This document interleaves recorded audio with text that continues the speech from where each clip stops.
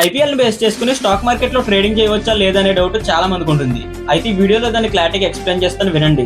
First of all IPL అనేది ఒక big event.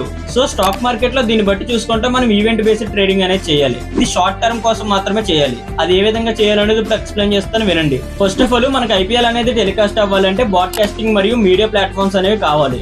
అయితే ఈ కంపెనీస్ ఏవైతే స్టాక్ మార్కెట్ లో లిస్ట్ అయి ఉన్నాయో మనం చూసుకోవాలి. ప్రెసెంట్ మనకి బ్రాడ్కాస్టింగ్ రైట్స్ చూసుకుంటే వియోకామ్ 18 మరియు జియో సినిమా దగ్గర ఉన్నాయి. సో ఈ రెండు కంపెనీస్ కూడా రిలయన్స్ ఇండస్ట్రీకి సంబంధించినవి. సో మన రిలయన్స్ ఇండస్ట్రీస్ అలాగే దీంతో ఇంటర్లింక్ అయి ఉన్న కొన్ని స్టాక్స్ లో మనము ఈవెంట్ బేస్డ్ ట్రేడింగ్ అనేది చేయవచ్చు. ఇది షార్ట్ టర్మ్ పీరియడ్ కి మాత్రమే మనం చేయాలి, ఓకేనా. అలాగే నెక్స్ట్ చూసుకుంటే టెలికామ్ స్టాక్స్. అంటే మోస్ట్ ఆఫ్ ది పీపుల్స్ అనేవాళ్ళు మ్యాచెస్ అనేవి రెగ్యులర్ గా చూస్తూ ఉంటారు. ఇలా మ్యాచెస్ చూడడం వల్ల డేటా యూసేజ్ అనేది కూడా ఎక్కువగా జరుగుతుంది. So most of the users అనేవాళ్ళు ఏ నెట్వర్క్ అయితే ఎక్కువగా కనెక్ట్ అయి ఉన్నారో వాళ్ళకి రెవెన్యూ అనేది పెరిగే ఛాన్సెస్ అనేవి ఉన్నాయి. ఫర్ ఎగ్జాంపుల్ స్టాక్స్ చూసుకుంటే ఎయిర్టెల్ మరియు రిలయన్స్ జియో. అలాగే నెక్స్ట్ చూసుకుంటే ఎఫ్ఎంసీజీ కన్సప్షన్ స్టాక్స్. అంటే అసలు ఐపీఎల్ అంటేనే స్నాక్స్ ప్లస్ డ్రింక్స్ టైమ్. అంటే మోస్ట్ ఆఫ్ ది పీపుల్స్ అనేవాళ్ళు ఎంజాయ్మెంట్ కి ఎక్కువగా అలవాటు పడిపోయి ఉంటారు. అయితే వీటికి సంబంధించిన స్టాక్స్ ఏవైతే ఉన్నాయో వాటిలో మనం షార్ట్ టర్మ్ ట్రేడింగ్ అయితే చేసుకోవచ్చు. లైక్ ఫర్ ఎగ్జాంపుల్ చూసుకుంటే ఐటీసీ లేదా బెవరేజ్ బ్రాండ్స్ ఇంకేవైతే ఉన్నాయో వాటిలో మనం షార్ట్ టర్మ్ పీరియడ్ అయితే ట్రేడింగ్ అయితే చేసుకోవచ్చు. అయితే దీంట్లో మనకి సీజనల్ డిమాండ్ అనేది ఇంక్రీజ్ అవడం వలన కొంచెం ప్రాఫిట్లు వచ్చే ఛాన్సెస్ అనేవి ఉంటాయి. అలాగే next sponsorship based stocks. For example చూసుకుంటే మనకి ఐపీఎల్ టైటిల్ స్పాన్సర్ వచ్చేసి Tata company.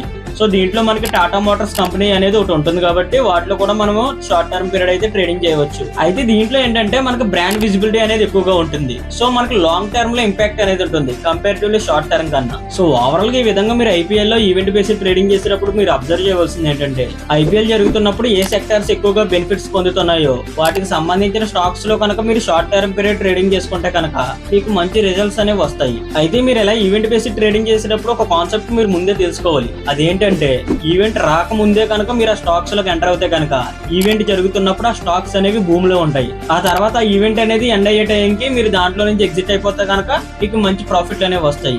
So first of all ఈ విధంగా మీరు ప్లాన్ చేసుకుంటే కనుక మీకు బెటర్ రిజల్ట్స్ అనేవి ఉంటాయి. సో ఇది ఓవరాల్ గా టాపిక్.